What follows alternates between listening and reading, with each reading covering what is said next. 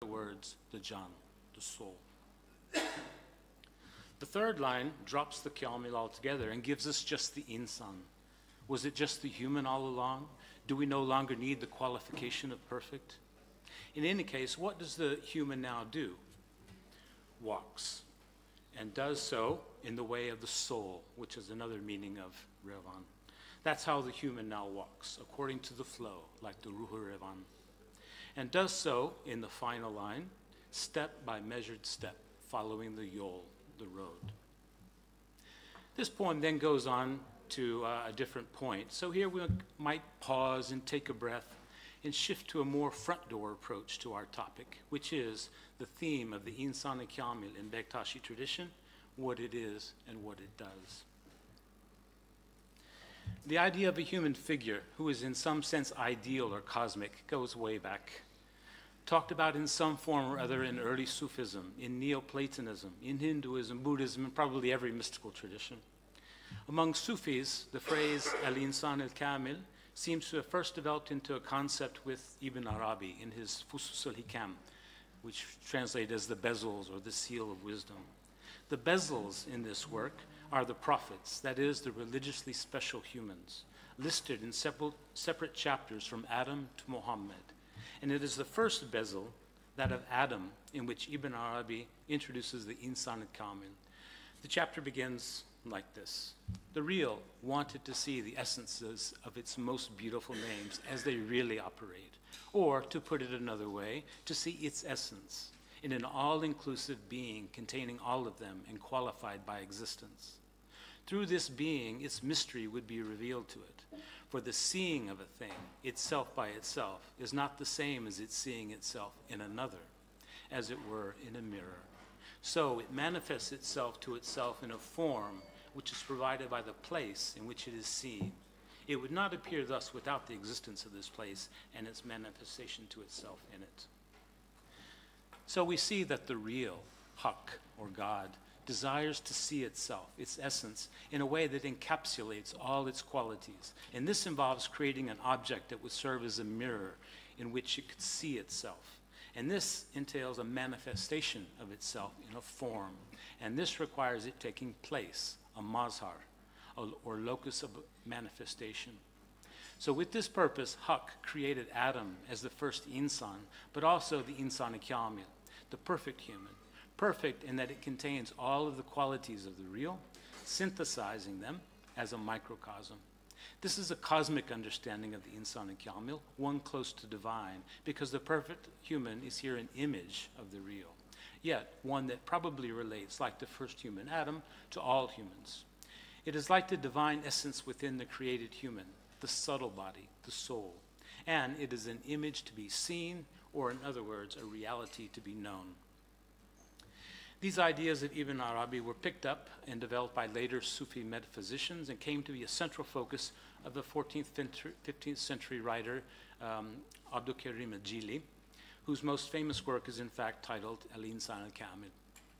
Jili continues to see the perfect human in Ibn Arabian terms as a mirror of the real with links to the prophets, but relating the figure to the pole, the kutub, identifies him more directly with the figure of the final prophet, Muhammad, through the cosmological concept of the Hakikat Muhammadiyya, the Muhammad in reality.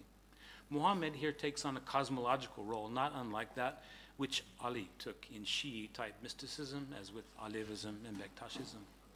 Of course, Sufi metaphysics is complex and abstract and abstruse, so these concepts are quite loose around the edges.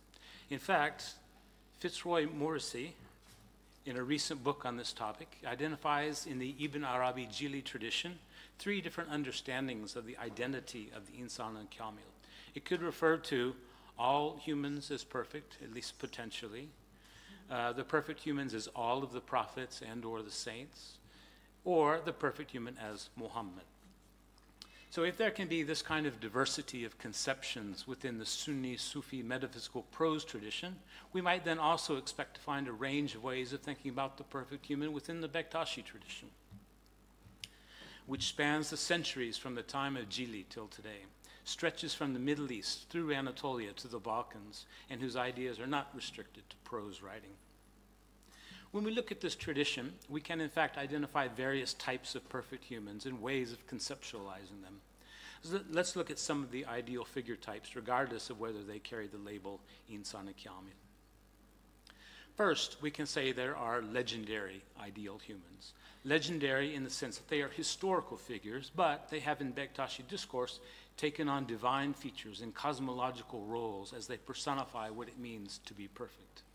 These figures include, first and foremost, Ali, the Shah Velayet, the Shiri Yazdan. When he appears alone, he is usually actually more elevated than Muhammad. But he is at other times united with the figure of Muhammad into a single cosmic being called Muhammad Ali. And this is often united with Allah or Haq to make Haq Muhammad Ali. These versions of Ali are ubiquitous in Bektashi poetry, ritual speech, and the Miraj narrative. Another legendary figure or group is, of course, the 12 Imams, the great martyrs with Hussein as the most visceral. Hussein is, of course, the center of much of Bektashi and Alevi discourse and practice, and the 12 Imams are commemorated through poetry and through the symbolic use of the number 12, which takes many forms in the tradition. And, of course, there is the great saint who has lent his name to the tradition, Hacı Bektaş. He and other saints are also historical human figure types through which Bektashis conceive of ideal humanity and whose traces can be found throughout the tradition, especially in hagiography. Less historical than these are the figures that we can perhaps refer to as cosmomythologically ideal types. Those who are not really historical, don't have individual identities, but are commemorated as groups of cosmic beings that are perhaps not physically present, but existent in some sense, probably from the past. These groups include the 40, the Kırklar, those who were holding the gathering that Muhammad joined after his Miraj. Another formulation is the Erenler, which means literally those who attain, similar to the way saints are often referred to as ermiş, has attained. Attainment being a particular kind of perfection, namely a mystical one. The Erenler are also referred to as the Gayip Erenler, the absent attainers, because of their lack of physical presence. And we also hear of the Gerçek Erenler, or just the Gerçekler, the real ones, to whose dem, who is said at the end of Gülbanks, Gerçekler demine who. We get the sense that these are human figures and perfect ones, but more amorphous than the legendary ones. They represent the mystical part of the tradition to which present members are expected to align themselves.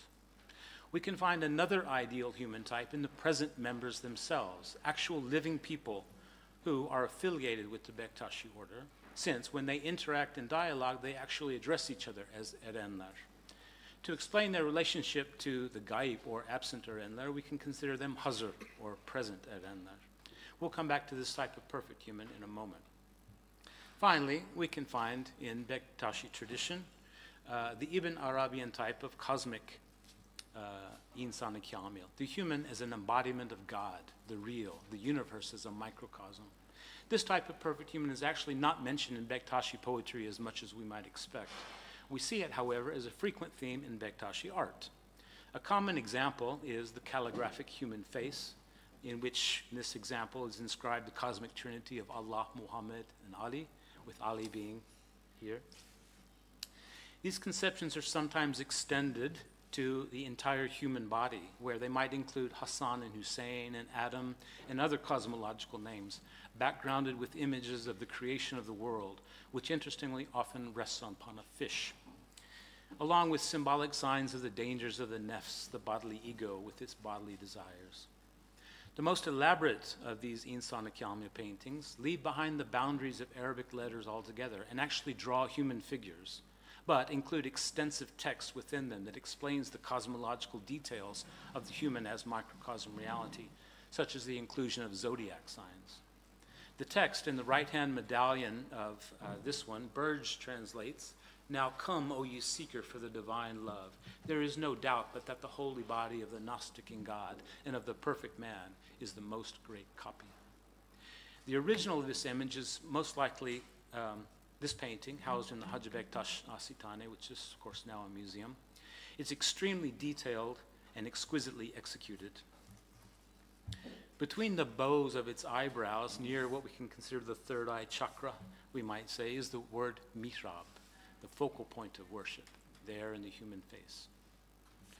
A more recent version is by the great 20th century Bektashi Baba Turgut Koja. It's no longer contained by the human figure, but rather includes the cosmic element concepts within clouds floating around the central human figure, below which is written Kamilin San.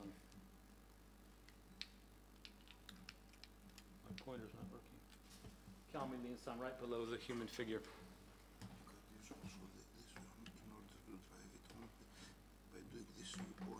That's okay, I think I can manage. Not working on the screen. So there's the human figure. Right below that is written Kamil Insan, and above it is the Kabe Kav Sain, the two bows length. The Quran tells us Muhammad came within on his ascension to the real, or even closer, Evedna. There are intellectual faculties represented here, and the Dirt Kappa, the four gates, and there is a descent here through the four elements from the air, fire, water, and earth, and then up the other side through the world, through plants and animals, up to the insan. This is a more summary version of the two-arc process which Burge gives us from Niazi Mystery, which goes down from ethereal to material, and then back up to the insan and Kamil. But Turgut Baba's is much more concise. The cosmic Insan Kamil, the legendary saints, the ethereal absent Erenler, the material present Erenler, all of these are separate conceptualizations of the perfect human.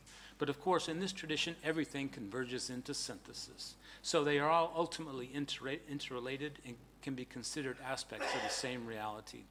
But since Bektashism is purportedly a here and now oriented tradition, the intriguing aspect is that of the living affiliates, present-day Bektashis. Is their perfection acquired immediately within initiation, or is it something achieved through a process? Bektashism is considered a yol, a way. So it would seem that its perfection would occur, if it does it all, through progressing along the way. That is the aspect I'll look at now, and I'll argue that what moves one along the path is the urge to follow a model, a particularly Bektashi model of the perfect human informed by the cosmic conceptions.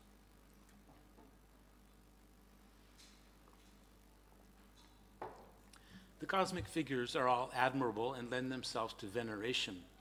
Bektashis praise them and even prostrate before them, and this might hinder their imitability. But there also seems to be another perfect human figure, one that doesn't have a name and is not venerated, and in fact exists only in pieces scattered throughout the tradition. Yet the qualities that mark this figure can be seen as coming together to form a model of the perfect Bektashi human, one initiates are encouraged to strive to be like or to become by taking on its qualities. It would resemble in some respects the model person in other tarikats, but with many of its own special features. Conceptually and aesthetically, it resembles quite closely that of the Alevis and other related traditions. But since I'll be looking in part at the ritual system and its role in the delineation of this perfect human, I'll be focusing on the tradition of the Bektashi Dervish order. That is the tarikat, the group that still wears the taj and the hurka and all the other accessories. Organized under the Dede Baba hierarchy system, what is often referred to as the Babagyan. My exposure to Bektashis has been mostly in Turkey, so I'll be referring to that cultural context in particular. It may be different in some small details from the Bektashism we find in Albania and the Balkans. So what exactly are we looking for? First, if there is such a model human, what would it entail? It would naturally be a human. So what characterizes a human? At its most fundamental level, a human is a being, so it exists in time and space. A human thus requires a world to live in. The human then interacts with that world, sees, senses the things of the world, perceives them. The human receives nourishment from the world and tries to know it. Humans, as a general rule, live among other people in communities where they develop relationships with others, their interaction with them guided by rules and structures laid down before their arrival. They acquire a moral code. The community then shapes the human's attitudes towards the world and the kinds of emotions they feel as they interact with it. The human thereby experiences the world, and equipped with all these qualities, the human walks in the world, acts, lives. So if a human in general is a being possessing these properties, the perfect human that a tradition imagines would also possess such properties, but in a perfect way.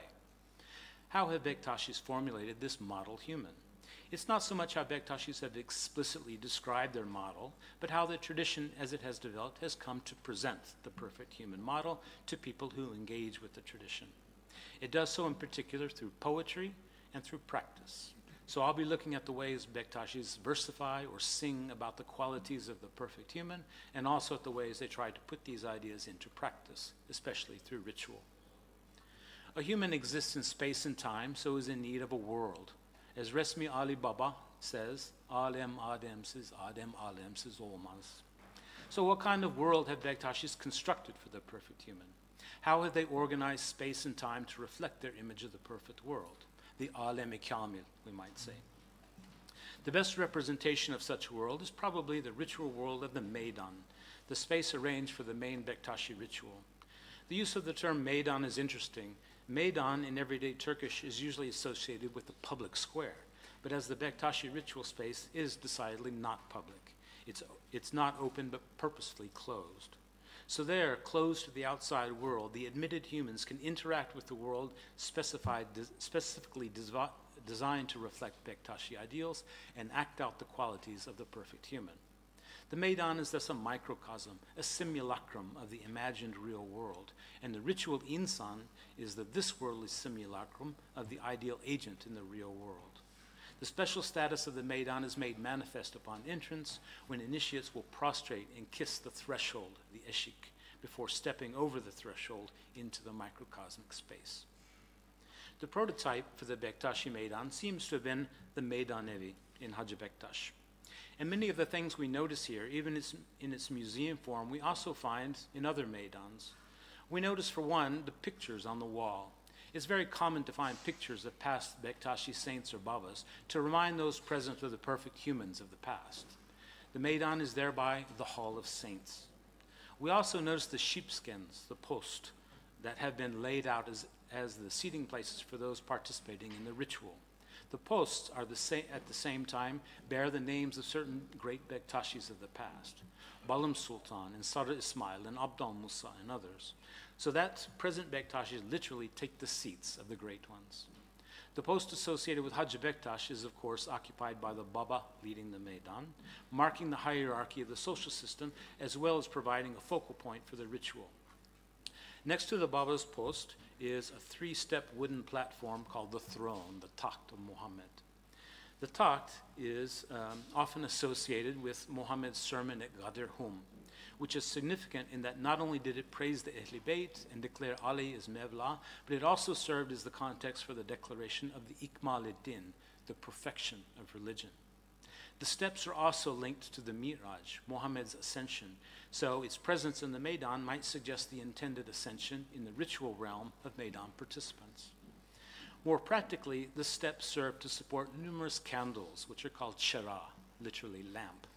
The lights of the lamps indicate a divine presence or enlightenment, but in terms of their arrangement, they are significantly placed in numbered groups. 1 at the bottom, the Baba Sanja.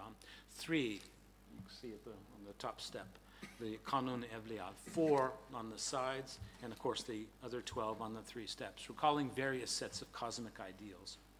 There's often a copy of the Quran on the Takht, open to the light verse, which declares Allah the light of the heavens and the earth, with the likeness of his light being a lamp in a niche.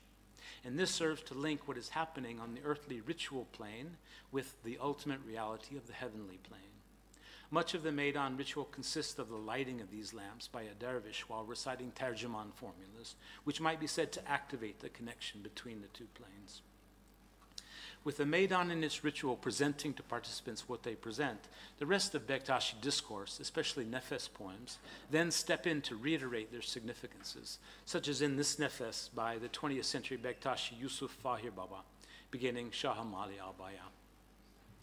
Meydan özge bir yerdir, bilmek ana hünerdir, erkanı erenlerdir, gelenlere aşk olsun. So the Meydan is a special place. To know it is a merit. It's the rights of the erenler, love to those who come. When people do come, they come into a community. And as another feature of our generic human, this also takes Bektashi form and helps shape the perfect human, the Jemaat Kamil, we might say. The community is constructed in a rigid hierarchical system with a Dede Baba at top, halifes at the next rung, bubbles below them, dervishes below them, and initiated muhibs at the base. And these ranks are marked through differences in costume, seating, and salutations. At the level of communal interaction, it is the murshid, the spiritual guide, that is the orientational point which manners and behaviors, edep erkan, are organized. In Bektashi poetry, we often hear references to the murshid-i kamil, the perfect guide. The rigidity of the social structure is, however, softened in other aspects of Bektashi communal life. If we look into the deep well that is the corpus of Nefes poems, what can we find in this regard? One interesting mode of poetic discourse that we often find is the first-person plural voice in what we can call the we poems, where the poet uses this voice to reveal what constitutes Bektashi tradition. There are many of these poems. One classic example is by Pir Sultan Abdal. Uyuridik uyardılar, diriye saydılar bizi. Koyun olduk, ses anladık, sürüye saydılar bizi. Every line assumes the we voice. It's all we. So we get a sense of the intended experience of becoming part of the communal tradition. And with the feeling of belonging that this engenders, the cues in the poem for how to be the perfect human gain validity. The value of awareness, the vitality it gives one, the virtue of submission and the consequent perceptiveness, and the acceptance into the community by the they of the poem, the elders, the predecessors. When these songs are then sung by members of the community in the context of a sofra or a muhabbet gathering, they are often sung by all in unison, reinforcing the nefes, the sense of belonging in a ritually generated atmosphere of communitas. In this world and within this community, the Bektashi's goal is to take on the characteristics of the perfect human, which are presented in discourse and practice. The virtues of patience, humility, the submission of saying Eyvallah to all that occurs. But at the same time, the passiveness of these virtues is balanced by the activeness inherent in what we can call the Bektashi attitude. This is an attitude informed by the theme of ashk, the love that draws one to move towards the object without holding back. It's a bold attitude that scoffs at the hypocrites who criticize. It's a knowing attitude that values appreciating the world and perceiving the truth within it.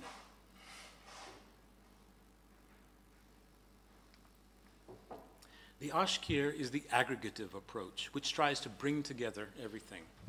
One poem that brings together many of our ideas of the Bektashi perfect human is by the 19th century Bektashi poet Mirati, who was from Kalecik near Ankara.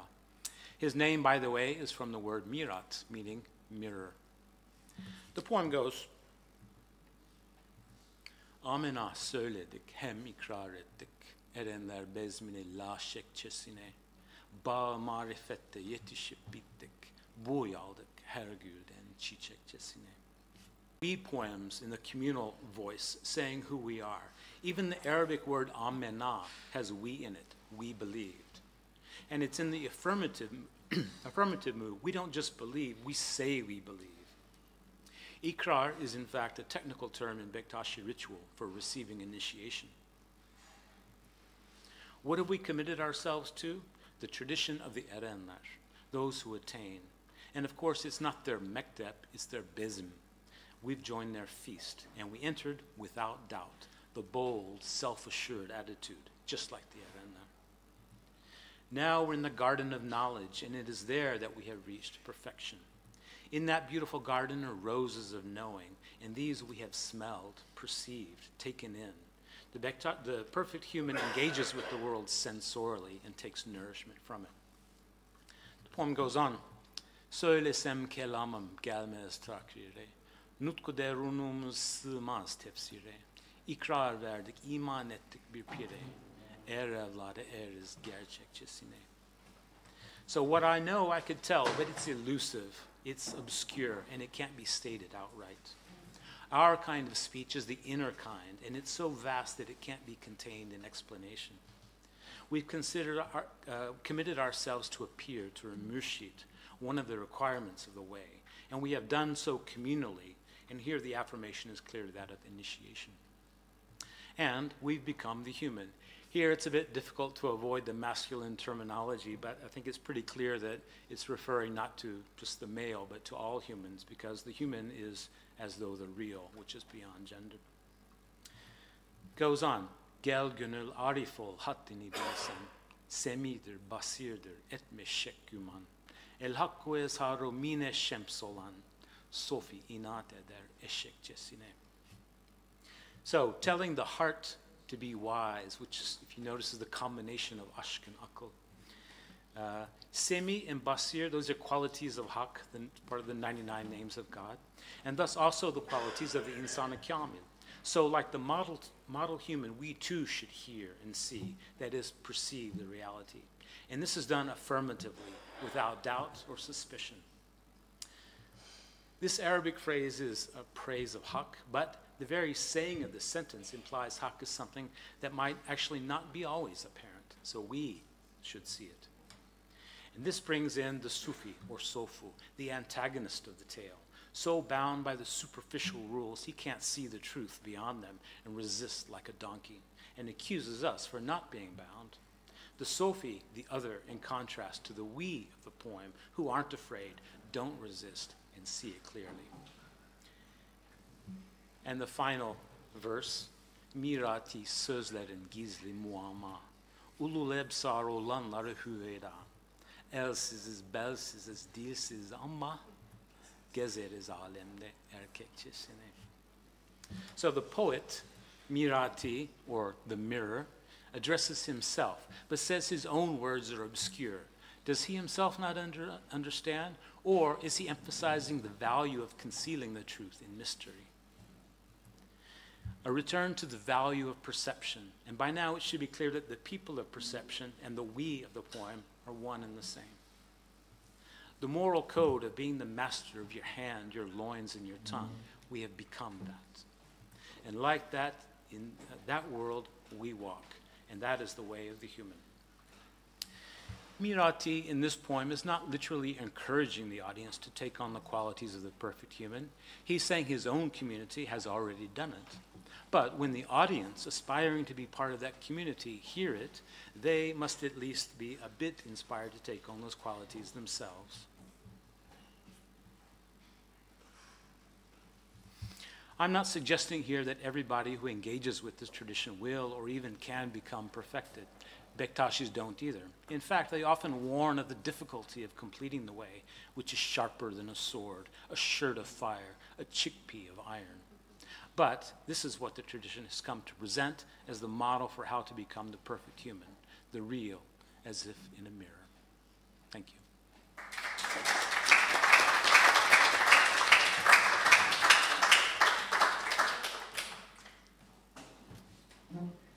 Dear Mark, thank you very much, so much for this perfect presentation. Yeah. I don't know if there are questions. I have one, but let it be later after we complete the panel. Yes? So the floor is to Melih. He will be second or you? He wants to be second. Okay, okay. Ayhan.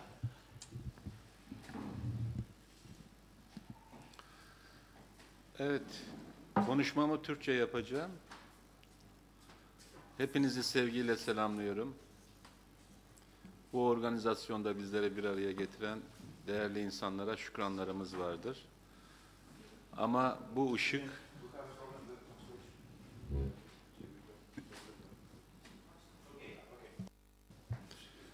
ışık Rumeli'nin kutup yıldızı olan Seyyid Ali Sultan dergahından parladı. Kutup yıldızımız daim olsun, kılavuzumuz erenler olsun. Pirimiz Hünkâr Hacı Bektaş Veli'nin yolunda gidenlere aşk olsun, merhaba.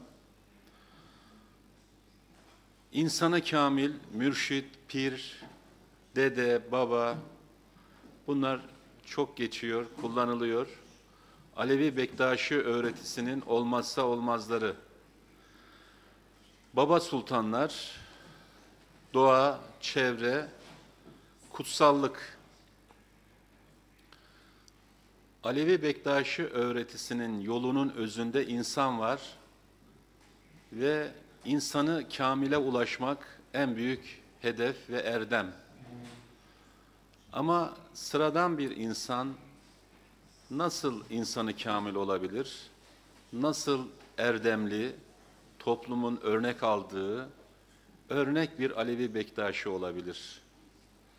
Bu dünyada doğup, göçtüğü güne kadar nefsi dolayısıyla kırıp dökerek, inciterek, benliğine yenilerek, hep kendisi için bir şeyler isteyen insan ve insanoğlu nasıl olur da saflaşabilir, arınabilir? Arifler hem arıdır hem arıtıcıdır dediği gibi Pirimizin, Hacı Bektaş Veli'nin.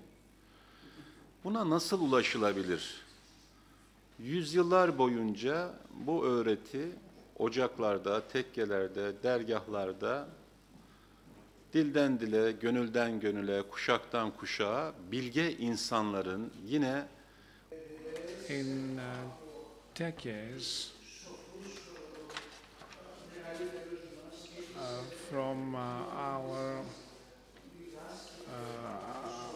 communities, this path is shown. This tradition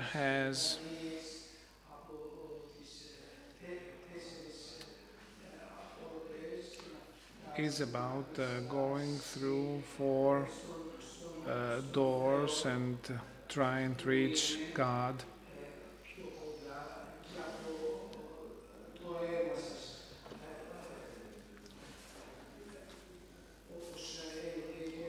As another poet said, I looked at the mirror and I saw Ali instead of myself.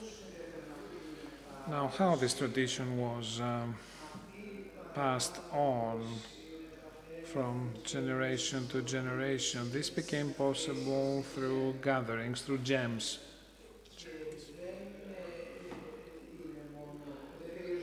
And it was not only about that. Until the day an Alevi Bektashi dies, they always learn things and progress towards this goal. That's not an easy path, of course.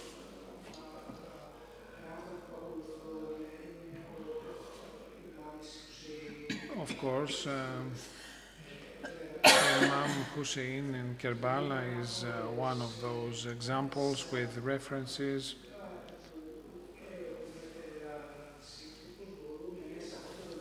to pain and suffering, and how through this suffering one can reach içerisinde light, the light. So all these people who taught us these values, we have followed their example because they are wise people, wise men, people who knew about many things of high morality, not ordinary people, of course. They wrote their own history, and they were truly charismatic individuals. Salsalta, back in the 14th century, Sweet Ali Sultan, who conquered this area with his heart, as the speaker says, and many other leaders who followed them then became cherished by people. The Baba Erinlesh are not different from the Alevi Dedes. However, Bektashism has found a certain identity, mostly in Romania and the Balkans.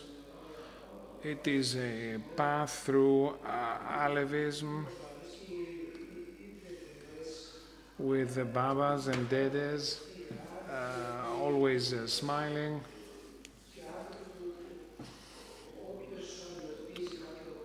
people who are always there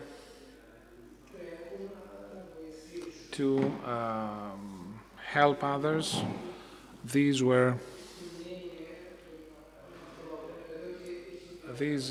figures stayed with the hearts and minds of thousands of people in Romania.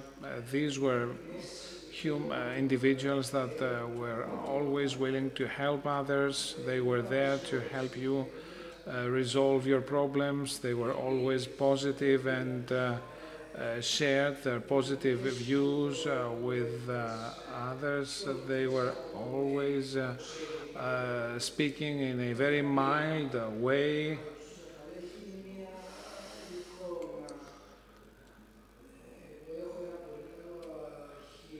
I have a very good archive of pictures. However, I haven't been able to choose some of these pictures to show them to you here. Possibly I should have done so. Possibly you remember that there is a snake around a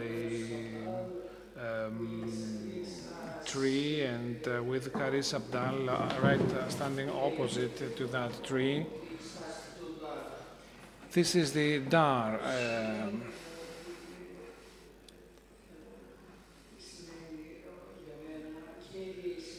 Posture. And this is basically about reconciling with nature. On the one hand, this symbolizes the control that the human being has to have on their deepest desires and the need to reconcile with nature.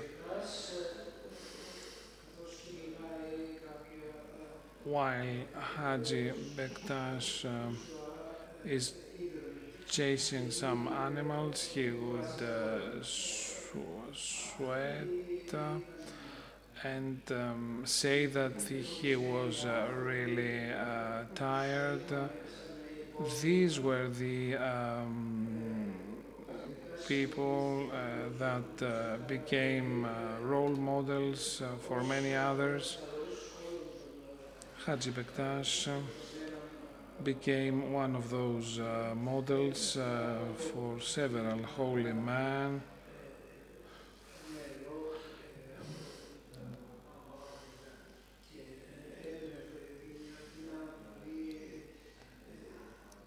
When, for example, he would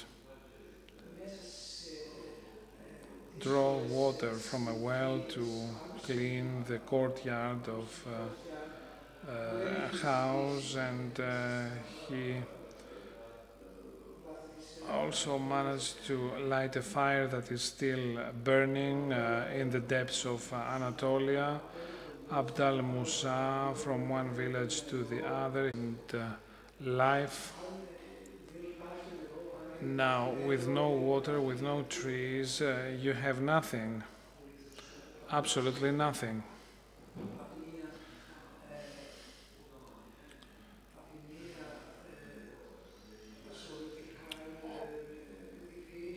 So that element of nature was there,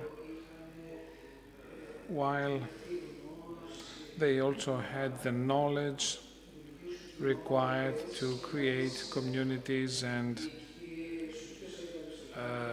manage those communities.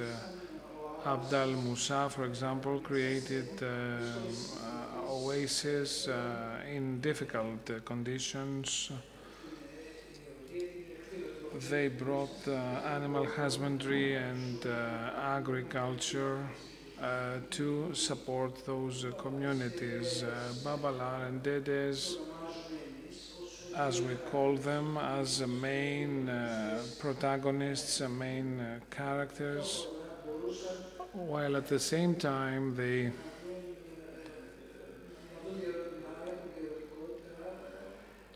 could be perspicuous and manage those communities, govern those communities. That was the role of the Baba Erenler, those enlightened men. They also knew much about the Christianism, as we know of many of them, and based on several sources. As far as we know,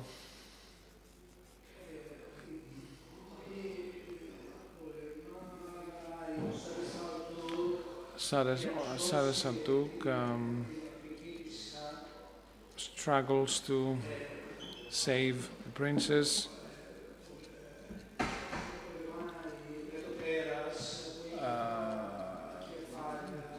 He tries to beat a seven-headed monster, possibly each of the heads corresponding to specific places.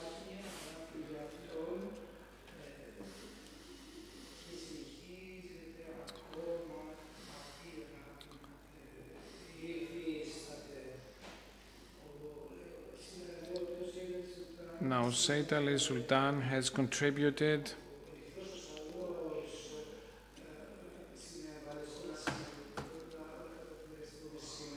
to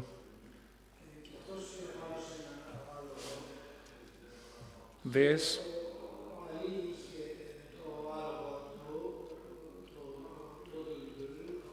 Ali had his own horse, and Saraswatuk has his own horse, and they would both fight against the tyrants, as well as Kara Ahmed Sultan at Üsküdar in Istanbul. In Üsküdar, Karaca Ahmed Sultan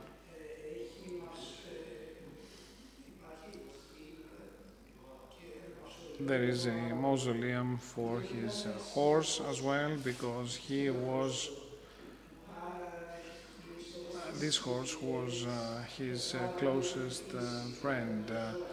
Now, this love towards animals, towards nature, is expressed almost everywhere. Haji Bektash had planted a mulberry tree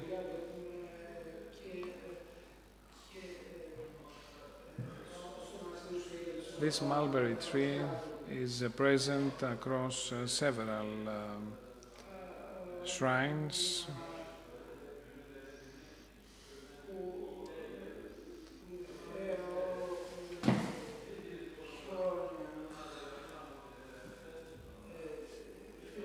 Mountains covered in. Bunda da bir erenimizin kabri var, yatırı var.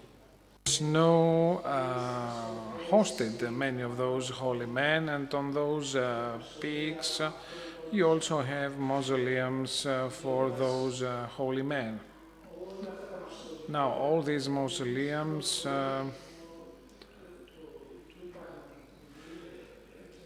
are part of the real world and within nature, because God, using his own bütün hayvanlar can.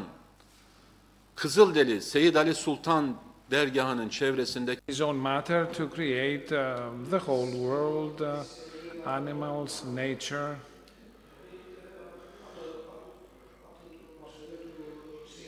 Now, if you see the area around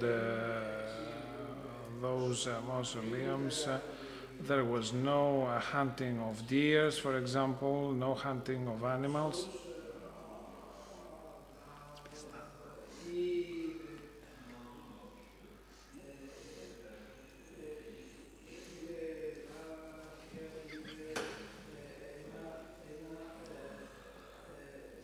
So many representations of animals, deers, doves. So this is how he managed to engage in that path, the world of Alevi, Bektashi, the wisdom of Baba and Lair, the unity, this unity is absolutely clear. We have Gul Baba, who is growing roses, Geikli Baba, who lives together with deers. And before concluding, I would like to say, to mention the case of Sayyid Ali Sultan.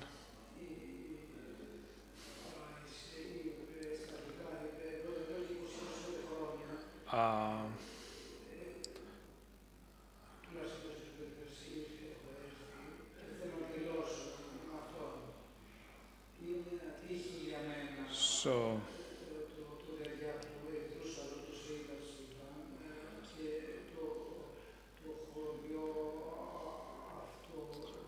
that village of Rusa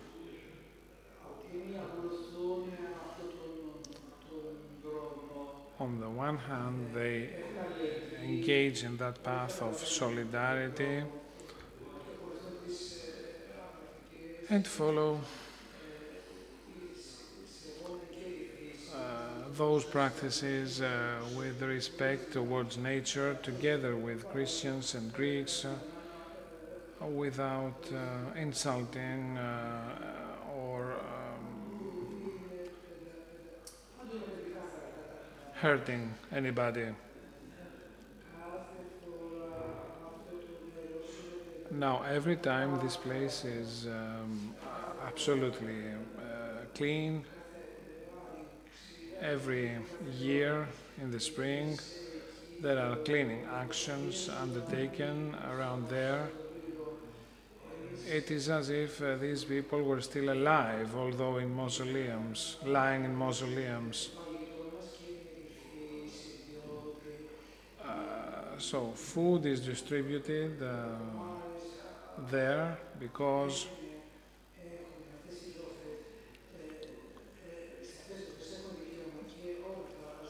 and everyone has the right to eat that food. Across all villages of Alevi Bektashis, you have these traditions. It is indeed a very positive example, and I hail all those who are engaged on that path. This is the path towards nature, towards love vis-à-vis our fellow individuals.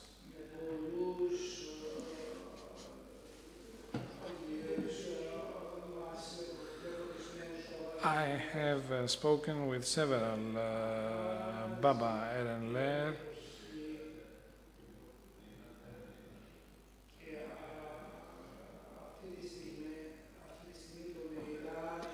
and at this moment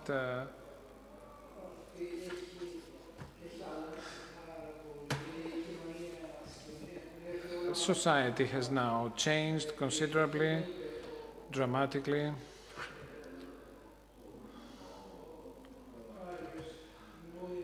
And that holy man told me that, I see you are rather a pessimist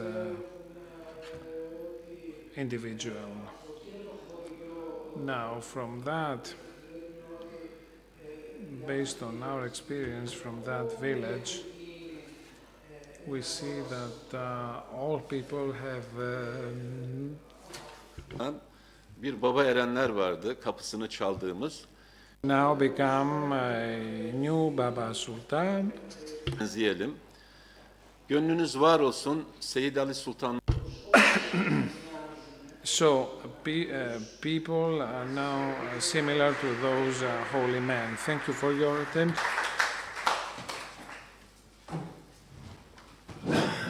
Thank you, dear Ayhan. Now the floor is to dear Melih Duygulu to present us a paper regarding the Alevi music in the Balkans. Yes?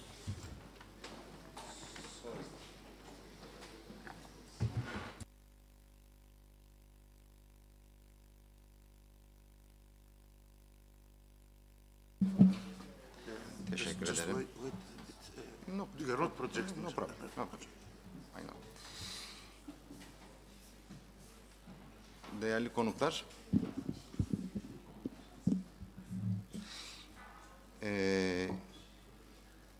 hayli yoğun geçen bu sempozyumun en son konuşması sanıyorum. Hani o akademik birimde bana... I think it's the last, my presentation is the last one of this panel.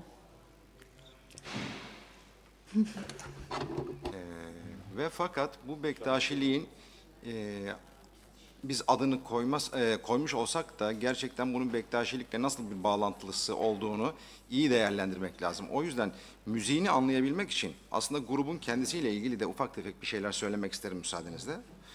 Şöyle biliyorsunuz Alevilik asıl itibariyle bir inanç. So Alevitism is faith which has pillars, and none of these pillars can be eliminated. So faith, culture, and philosophy are the three pillars, and these three concepts are to be found in the literature and in the music.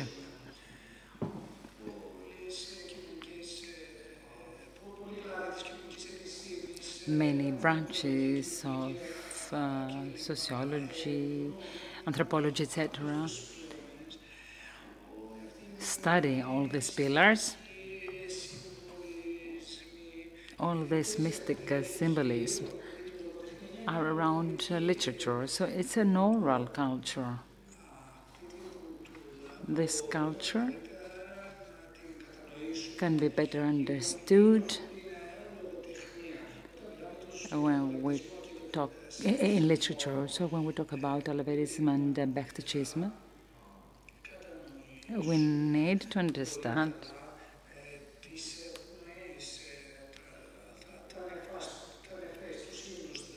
the manifest, but is the hymns, the anthems. We need to be able to divide these communities into two categories. The first one are the Alevi from the Ocak, and the other ones are the Bektaşi. So we in Turkey, we usually talk about a mixed situation, and each one wants to get something out of this. And there we have the Çelebian and Babahan. And these two groups have very few differences in culture. Similar differences are found in the Balkans, and these are reflected in literature and music. In Turkey, we have done this classification, but we always have the Tahtaji, a group with that stature from the Dardanelles and goes up down to Adana. Şii diğer gruplar var. They cannot be classified really somewhere, and there are some other groups. We, however, talk about the Alevi from Ocak and the Bektaşi, who are divided in the Çelebi and Babahan. I will not talk about the others because there are many differences among the others. So the more we get close to the Balkans, we see that Bektaşism is widespread.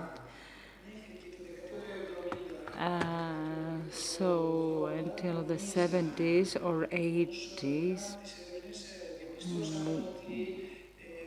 after the studies that were conducted, we found out that the Bektaşi Babagan, there are also the Basi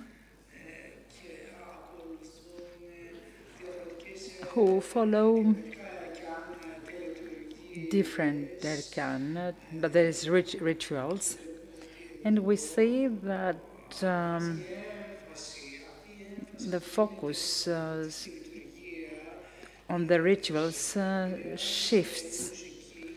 The music is affected, and so is literature.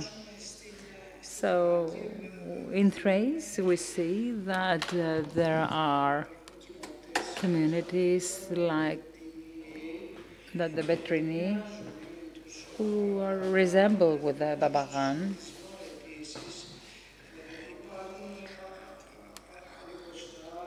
We have the Alikoshlar, the Babai, they resemble the Ottoman Baba, but we don't know exactly what they are. So in the Balkans, we see that there is a complex structure. So in the Balkans, the situation gets more complex, the understanding becomes more complex. So somebody told me, yes, that he was a kid, and I said, how do you call yourselves? And he said, we are Bektashi. And I said, what? He said that we follow Alevilik Sultan. And I said, so those who follow him are Bektashi. So he didn't have a clear answer to give me. So this is the situation across the Balkans. Everyone is self-declared as Bektashi. However, dilerseniz şöyle bir şey yapalım. Herhalde yaşlandım. There are some doubts about whether they are or not Bektashi. I need glasses to be able to read at my age. So the order, across all its aspects, uses music. Without music, there's no function without music. In the Balkans, the Xela Bashi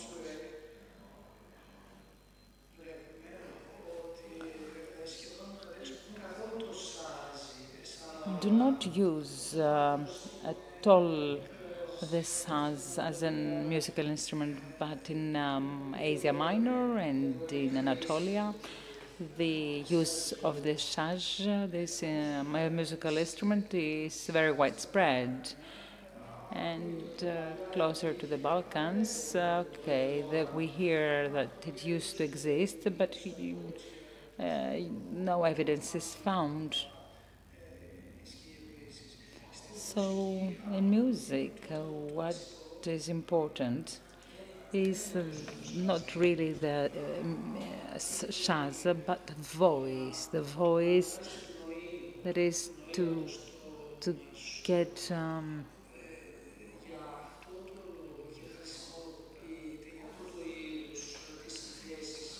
the voice out.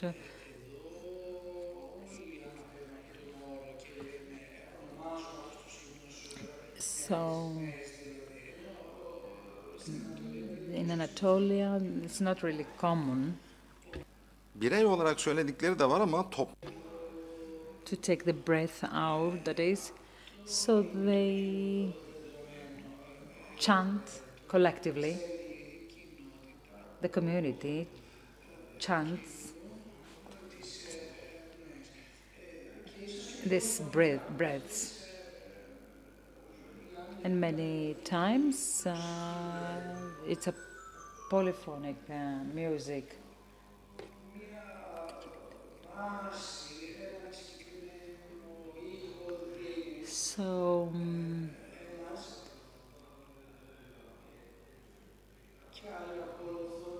There is a sound, a specific sound that is given by one, and the others follow the melody.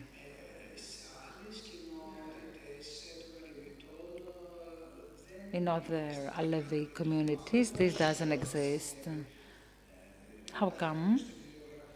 It doesn't exist in literature. I will talk about this for the first time. And I think that it has to do with the church in the Byzantium.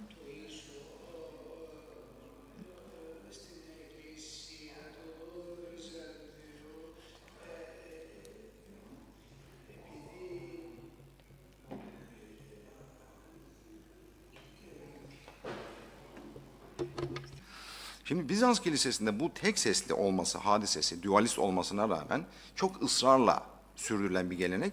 Bugün hala Fener Patrikhanesi'ne gidin. Dün de biz burada bir kiliseye gittik arkadaşlarla. Bilhassa da onu dinledim. Daima altta bir pedal ses var, üstüne bir ilahi okunur. Hatta çeşitli gruplar vardır. Bu şekilde de böyle. So there is a basis upon which the melody evolves, and there are two groups which alternate. Türkiye'de olsa bu So very likely this tradition comes from this church, this ecclesiastical tradition. açıklıkla söyleyeyim. Bununla birlikte nefeslere baktığınızda yani If I mention this in Turkey, there would be reactions, but here I can say it. If we see the structure of music, we see that there is also a relation with the music of the makam, bizde Osmanlı of the Ottoman music. If we see in Anatolia, there are not examples from the Ottoman Turkish music, while here there are some examples. I will play some examples, and it is like the Ottomans, classic composers.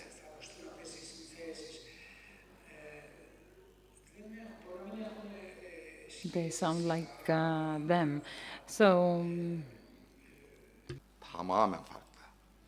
Şimdi So maybe they do have some similarities, but from the standpoint of the musical culture, in the Balkans and in Anatolia there is a difference. The music of makam is not exactly music that belongs to the Ottomans.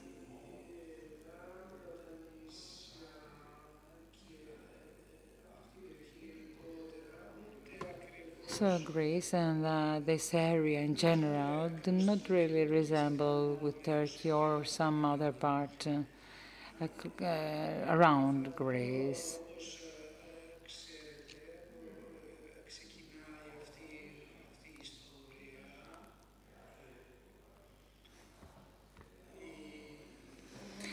So these groups that are called Bektaşilk today have been affected, influenced by the ecclesiastical music and the Ottoman music. sizinle paylaşayım. I have some assumptions on this. I'd like to share them with you. Some cases. Burada kendilerine benzeyen bir başka grupla karşılaştıklarını söylerler. Bogomiller gibi, değil mi? Bu Balkanlardaki So this contact with heterodox Christians in the Balkans may be penetrated into their culture. And this is left as an assumption here, because it must be examined thoroughly and in detail. I have some time left.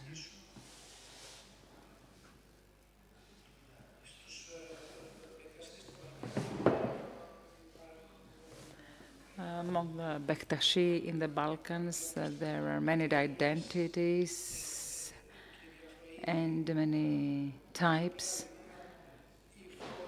For example, the form of Dwazimam is called Tenefesonon Kimam. So it's like a translation from the Farsi, Persian language, to Turkish. In Alevi of Anatolia, we see that it's rare to find the kasi, while here such forms are frequent. So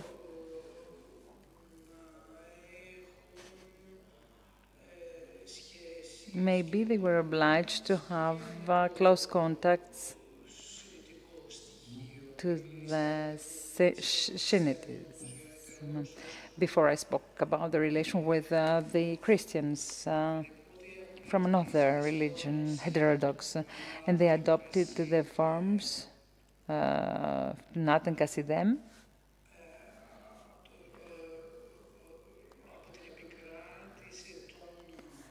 From the domination of the Naqshbandi, who took over the teke of Bektashi, maybe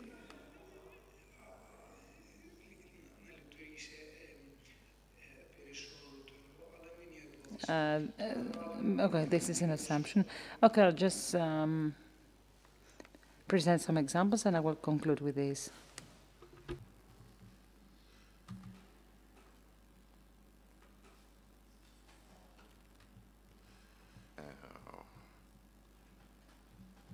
Göremiyoruz.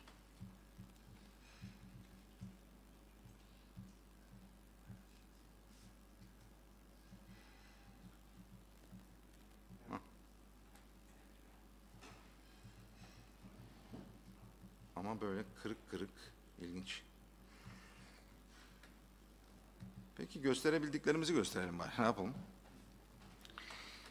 Bu İstanbul Balım Sultan erkanı yürüten bir Bektaşi dergahından.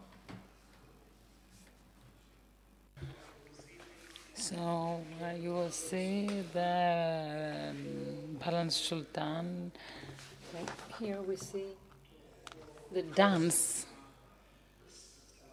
in the Balkans. This is the circular dance is not found often. If you see something like this in the Balkans, that means that they are the Xilbas. In Anatolia, this Shema, the circular dance, is an integral part of the identity of the Alevi. Some other forms are not so common.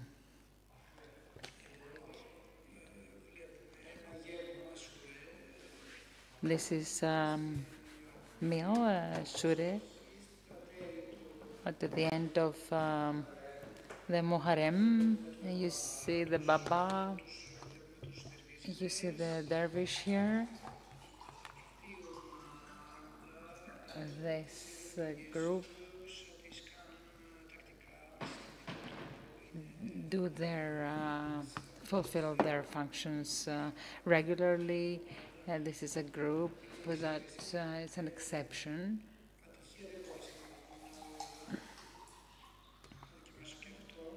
Let me try this.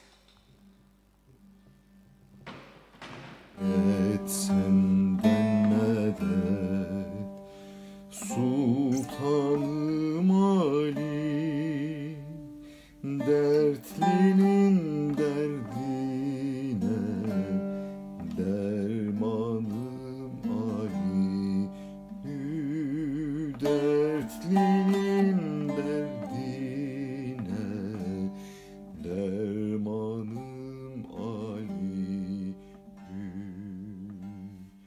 Herdem gönlüm içre, mihmanım Ali,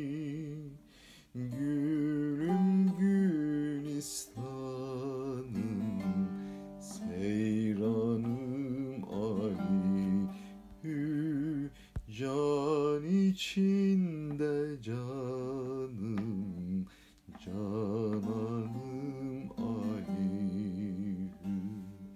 Gülüm Ya bir şarkı yani. Değil mi? Bildiğimiz şarkı. So actually it's a form of,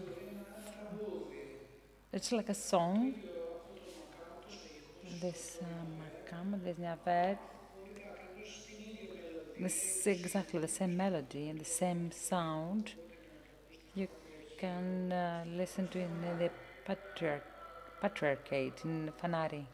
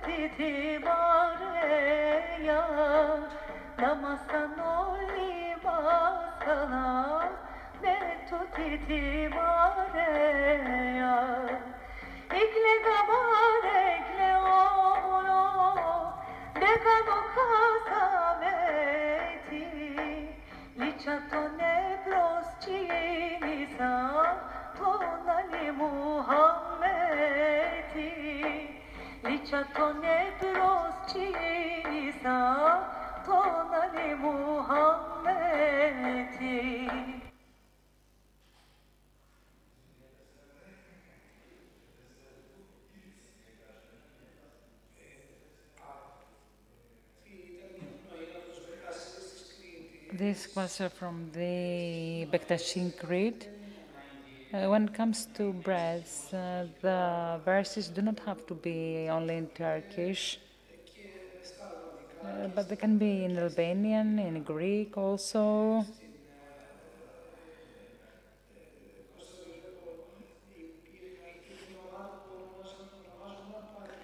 In Istanbul, there was a group called Patriot. This band, these are Muslim, but they speak Greek.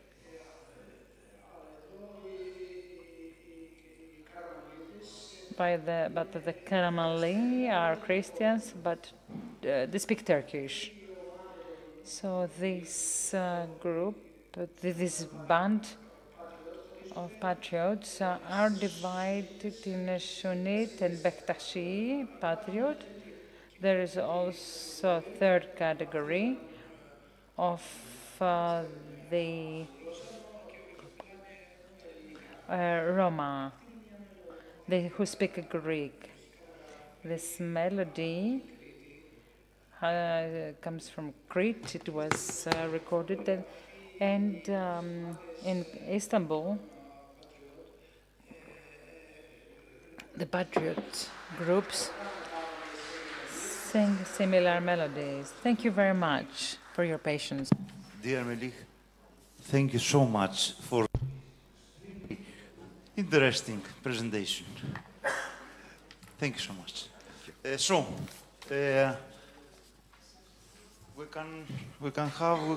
Are there any questions or comments or